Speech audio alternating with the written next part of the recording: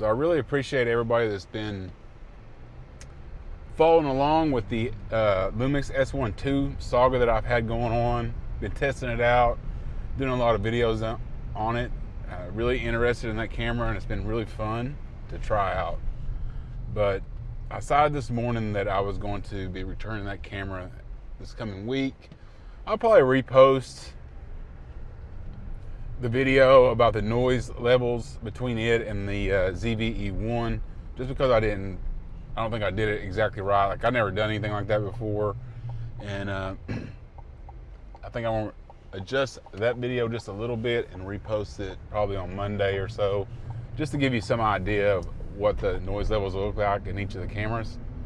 But I just woke up this morning and decided, you know what, I think I'm done testing.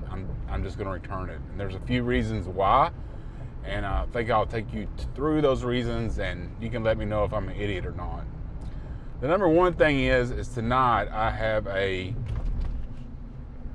function to go to, a college function that my daughter's going to be at, and I want to go and I want to take some photos, obviously, you know.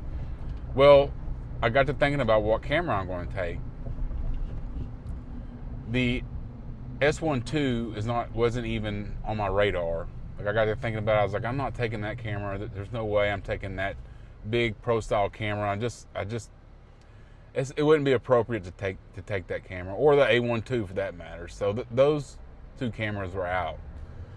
And the camera that I decided to take, obviously, is going to be a smaller, more discreet camera, and that's the A7CR or the S9.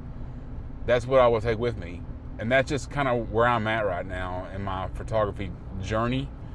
Is these smaller type cameras that are less discreet, that I can get in places, where larger pro style camera you might not be able to. So because I woke up this morning, it's like, you know what, there's no way I'm taking this massive camera to this function.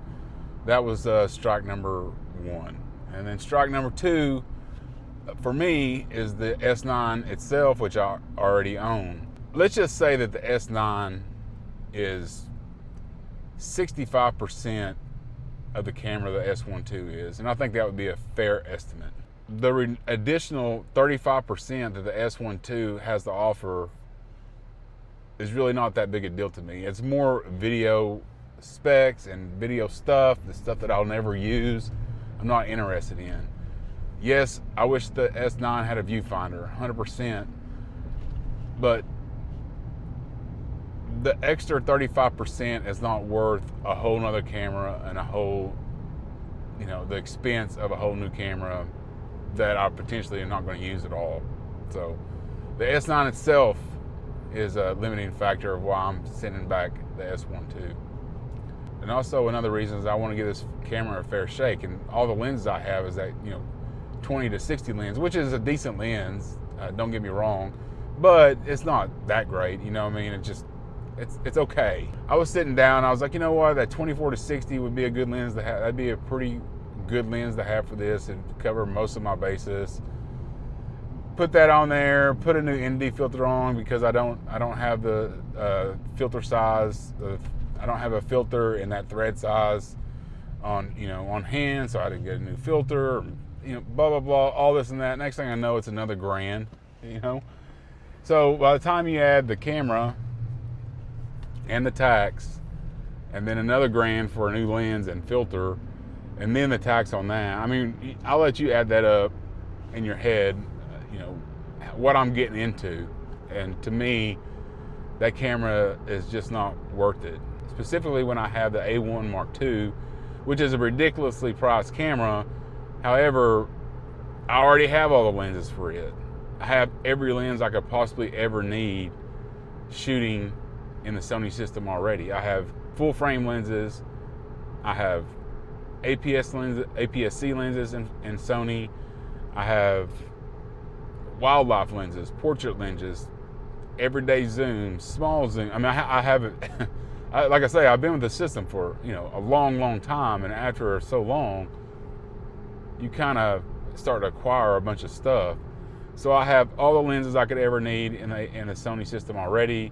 have all the accessories I could ever need in the Sony system already. It wouldn't be a financially good decision just to add another camera to my, lineup and have to buy all this extra stuff for something I may or may not use that much, to be honest with you. And it's definitely wouldn't be a wise financial decision to sell all my Sony stuff, which would just be, it's just crazy to even think about. Even if I send it off to KEH or MPB, I would just lose a ton of money and then turn around and buy all new Panasonic stuff. It's just not financially, responsible. It's not a financially sound decision. Those 3 or 4 things I just mentioned are going to be the reasons I'm going to be returning the S1 II. You can let me know if I'm crazy down in the comments. I'll be more than happy to entertain anything. Again, the S1 II is a fantastic camera for all the Panasonic guys out there, all the Lumix guys out there, man. If you want to upgrade, don't be hesitating. It is fantastic, I will say. But for me and where I stand, it's just not a smart thing to do. I like having cameras.